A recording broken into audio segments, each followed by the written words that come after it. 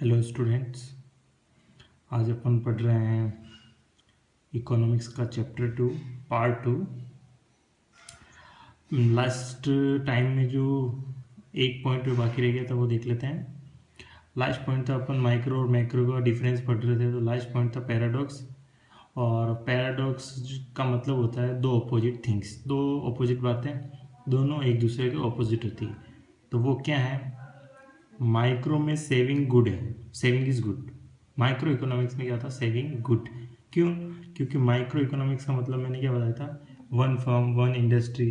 तो अगर कोई भी वन फर्म वन इंडस्ट्री अगर सेविंग कर ले तो वो अच्छा है इकोनॉमी के लिए। लेकिन मैक्रो में ये सही नहीं है, सेविंग इज नॉट गुड। क्यों? क्योंकि सभी इंडस्ट्री सभी फर्म अगर सेविंग करने लग जाएगी तो प्रोडक्शन आगे कैसे होगा? इसीलिए सेविंग कहाँ सही नहीं होती है? मैक्रो में और माइक्रो में सही होती है। ये दूसरे की ऑपोजिट बात है। इसके बाद नया टॉपिक है अपना methods of economic analysis. Economic analysis के मेथड्स पढ़ने वाले हैं। ये तीन बेसिस पे अपन पढ़ेंगे। फर्स्ट है on the basis of dependence, यानी डिपेंडेंस के बेसिस पे इकोनॉमिक एनालिसिस कितने टाइप का होता है। तो डिपेंडेंसी के बेसिस पे ये होता है दो टाइप का।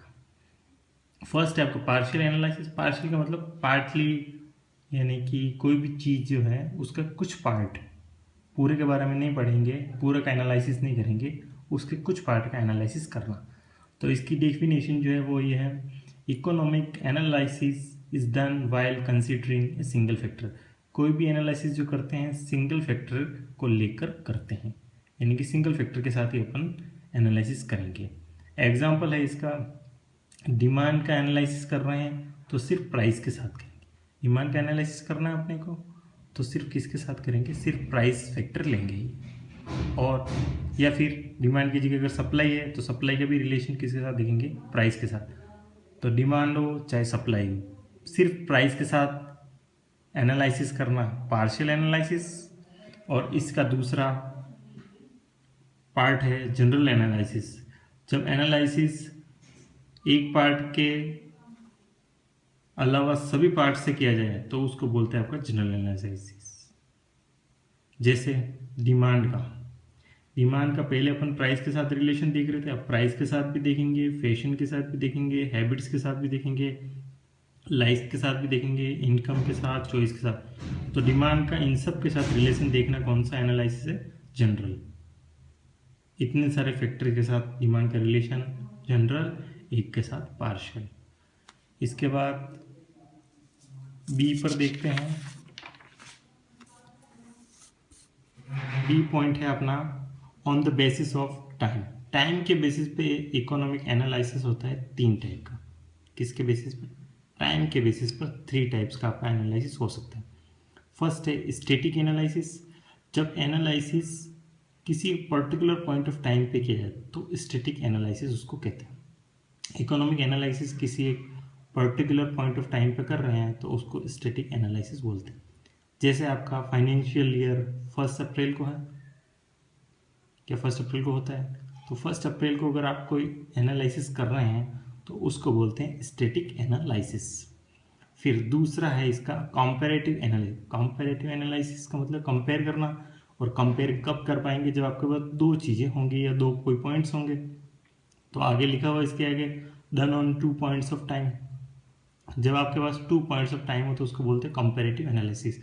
जैसे फाइनेंशियल ईयर की बात करें तो स्टार्टिंग होती है 1 अप्रैल को और एंडिंग होती है 31 मार्च को। तो 2 पॉइंट ऑफ टाइम है और इनके बीच के अगर एनालिसिस कर रहे हैं तो वो कंपैरेटिव है। फिर थर्ड होता है डायनेमिक एनालिसिस। इस डायनेमिक वर्ड का मतलब होता है चेंज होना। डायनेमिक वर्ड का मतलब ये चेंज होना। तो अगर आपने जो भी 2 पॉइंट ऑफ टाइम पढ़े हैं उनके बीच में जितना चेंज हुआ है या इक्विलिब्रियम में जो चेंज आ गया है उसको बोलते हैं dynamic analysis. Analysis of change in equilibrium. कैसे? एग्जाम्पल है इसका, जैसे 1 अप्रैल को मान लेते हैं कि जीडीपी थी 100 करोड़ और 31 मार्च नेक्स्ट ईयर की उसको हो गई 200 करोड़। तो चेंज कितना है? 100 करोड़ का। तो वो क्या आपका डायनेमिक एनालिसिस। 1 अप्रैल को कुछ भी है, जो एनालिसिस कर रहे हैं वो स्टैटिक। 1 अप्रैल से लेकर 31 मार्च से कर रहे हैं कंपैरेटिव।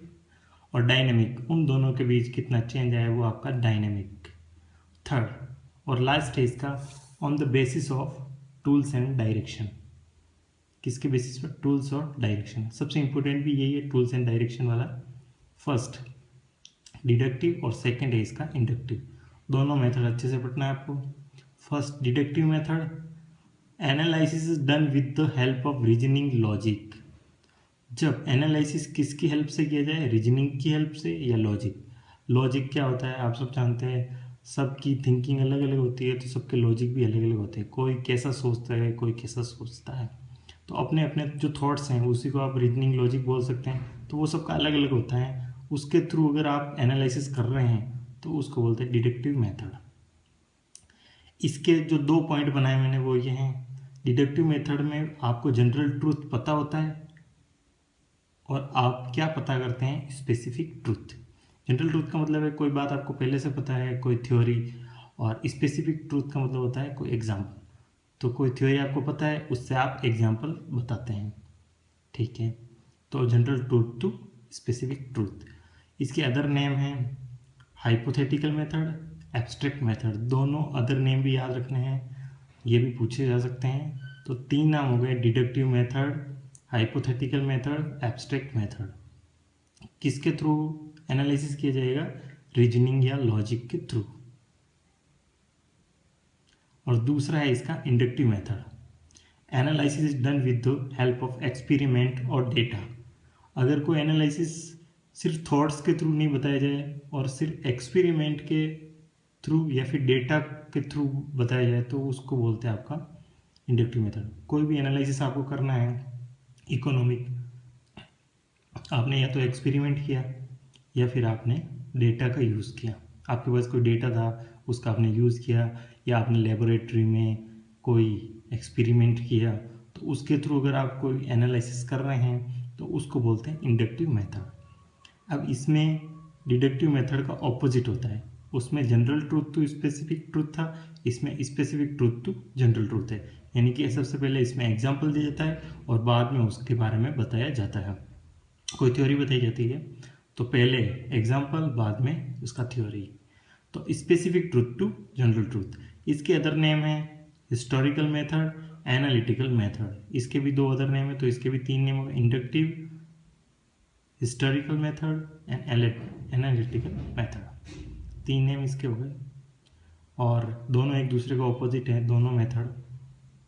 फिर उसके बाद आज का लास्ट टॉपिक है आपका इकोनॉमिक्स एज ए साइंस और इकोनॉमिक्स एज एन आर्ट। दोनों बताएंगे आपको इकोनॉमिक्स साइंस है या आर्ट है। तो ये चीज़ अपन 11th में पढ़ चुके हैं, इकोनॉमिक्स दोनों ही है, साइंस भी है और आर्ट भी है। साइंस क्या होती है? सबसे पहले तो आपको ये बताना है, साइंस जो है वो सब्जेक्ट है जिसमें कॉजेज और इफेक्ट का रिलेशन होता है, या जिस सब्जेक्ट में कॉजेज और इफेक्ट का रिलेशन बताया जाता है वो आपका क्या होती है? साइंस।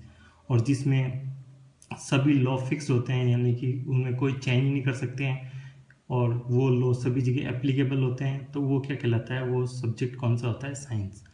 अब साइंस को भी 2 पार्ट में डिवाइड किया है, पॉजिटिव साइंस और नॉर्मेटिव साइंस। पॉजिटिव साइंस किसको बोलते हैं? Study on the basis of causes and effect. जो कॉजेज और इफेक्ट की स्टडी कराता है वो आपका पॉजिटिव साइंस है। जैसे जैसे आपका न्यूटन का थर्ड लॉ, एक्शन के ऊपर रिएक्शन होना, वो आपका कॉजेज एंड इफेक्ट मेथड है या कॉजेज एंड इफेक्ट है, वो पॉजिटिव साइंस के अंदर आता है। और या फिर जो वाटर बॉयल होता है वो 100 डिग्री पर सेल्सियस पर, वो भी क्या है? Causes and effect. ये आपका पॉजिटिव साइंस के अंदर इसके एग्जाम्पल आते हैं। नॉर्मेटिव साइंस क्या होती है भाई? Study on the basis of value. Value की स्टडी करना। वैल्यू का मतलब व्हाट इज गुड और व्हाट इज बैड, क्या सही है या क्या अच्छा है और क्या बुरा है, वो आपकी है वैल्यू। तो ये जो साइंस बताती है वो नॉर्मेटिव साइंस बताती है। तो साइंस भी 2 टाइप की बताती है मैंने, पॉजिटिव साइंस और नॉर्मेटिव साइंस। तो अब इकोनॉमिक्स कौन सी साइंस है? तो इकोनॉमिक्स पॉजिटिव साइंस भी है, क्योंकि जैसे पॉजिटिव साइंस में लॉ होते हैं, न्यूटन का लॉ और भी अदर्स लॉ, वैसे अपने इकोनॉमिक्स में भी किसके लॉ होता है? डिमांड का लॉ, सप्लाई का लॉ। तो इसीलिए इकोनॉमिक्स भी साइंस है। और कौन सी साइंस है? पॉजिटिव।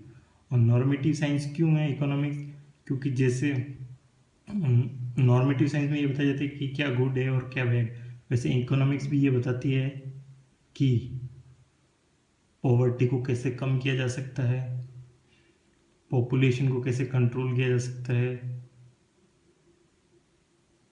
आदि। तो इस सब को ये जो सब प्रॉब्लम है इनको सब कौन खत्म कर सकता है, नॉर्मेटिव साइंस, या फिर ये बताती है कि कौन सही है और कौन गलत है। तो इसीलिए इकोनॉमिक्स नॉर्मेटिव साइंस भी है। इसके बाद तो अपन ये तो प्रूव कर चुके हैं कि भाई इकोनॉमिक्स एक साइंस है। इसके बाद देखना है आपको कि इकोनॉमिक्स आर्ट है या नहीं है। तो इकोनॉमिक्स एज एन आर्ट, तो आर्ट की आपको डेफिनेशन पता होनी चाहिए। आर्ट क्या होता है, सिर्फ आर्ट की बात कर रहे हैं। आर्ट एक सब्जेक्ट है और आर्ट की डेफिनेशन है doing any work in its best way. कोई भी जो काम होता है आप अगर सबसे बेस्ट तरीके से करें, उसके बेस्ट वे में करें, तो वही क्या होता है, आर्ट। जैसे किसी को खाना बनाना पसंद है, किसी को क्रिकेट खेलना पसंद है, किसी को डांस करना पसंद है, तो वो उसका क्या हो सकता है, आर्ट हो सकता है। लेकिन कब हो सकता है, जब वो उसके बेस्ट तरीके से कर ले। सभी खिलाड़ी विराट कोहली नहीं बन सकते, या सभी क्रिकेट खेलने वाले विराट कोहली नहीं बन सकते। क्यों? क्योंकि विराट कोहली सबसे बेस्ट तरीके से करता है, तो वो क्या है, उसका आर्ट है। ओके, तो कोई भी काम जो अपने बेस्ट तरीके से करना क्या कहलाता है, आपका आर्ट। और इकोनॉमिक्स में भी क्या होता है, इकोनॉमिक्स ऑफ आर्ट क्यों है, क्योंकि इकोनॉमिक्स में भी जो प्रॉब्लम होती है इकोनॉमी में, पॉवर्टी की हो, अनएम्प्लॉयमेंट की हो, तो उनको ख़त्म करने के लिए बहुत सारे काम किए जाते हैं बेस्ट तरीके से। तो इसीलिए क्या होता है, इकोनॉमिक्स भी क्या होता है, आर्ट भी होता है। ठीक है, क्योंकि प्रॉब्लम को सॉल्व करता है, यानी कि प्रैक्टिकल काम कौन करता है, आपका इकोनॉमिक्स में आर्ट करता है। और जो थ्योरेटिकल पार्ट है वो साइंस है इकोनॉमिक्स का, और प्रैक्टिकल है आपका आर्ट। कोई भी चीज़ जो आप थ्योरेटिकल पढ़ रहे हैं वो साइंस है, और उसी को अगर आपने प्रैक्टिकली कर लिया तो आपका क्या बन जाएगा, आर्ट बन जाएगा। इसीलिए इकोनॉमिक्स क्या होती है, साइंस भी होती है और आपकी आर्ट भी होती है। बस आपको इतना से जानना है कि economics is both science and art. तो अपन ये प्रूव कर चुके हैं कि भाई इकोनॉमिक्स साइंस भी है और आर्ट भी है। अगर आपको ये क्वेश्चन पूछा जाए तो सबसे पहले आपको साइंस की डेफिनेशन लिखनी है, फिर दोनों टाइप की साइंस बतानी है, पॉजिटिव साइंस और नॉर्मेटिव साइंस। पॉजिटिव साइंस की डेफिनेशन लिखने के बाद ये बताना है कि जैसे पॉजिटिव साइंस में लॉ होते हैं, वैसे ही इकोनॉमिक्स में भी डिमांड के, सप्लाई के और भी अदर लॉ होते हैं, इसलिए पॉजिटिव साइंस है। और नॉर्मेटिव साइंस इसलिए क्योंकि वो प्रॉब्लम को सॉल्व करता है। और फिर आर्ट की डेफिनेशन बतानी है कि आर्ट की डेफिनेशन क्या है, कोई भी काम बेस्ट तरीके से करना। और फिर ये बताना है कि इकोनॉमिक्स भी क्या करता है, जो भी इकोनॉमी में प्रॉब्लम आती है, पॉवर्टी, अनएम्प्लॉयमेंट, उनको सॉल्व करता है। इसलिए इकोनॉमिक्स आर्ट भी है। तो इकोनॉमिक्स साइंस भी होती है और आर्ट भी होती है। ओके स्टूडेंट्स, आगे नेक्स्ट पार्ट में और आगे के बारे में पढ़ेंगे। ओके।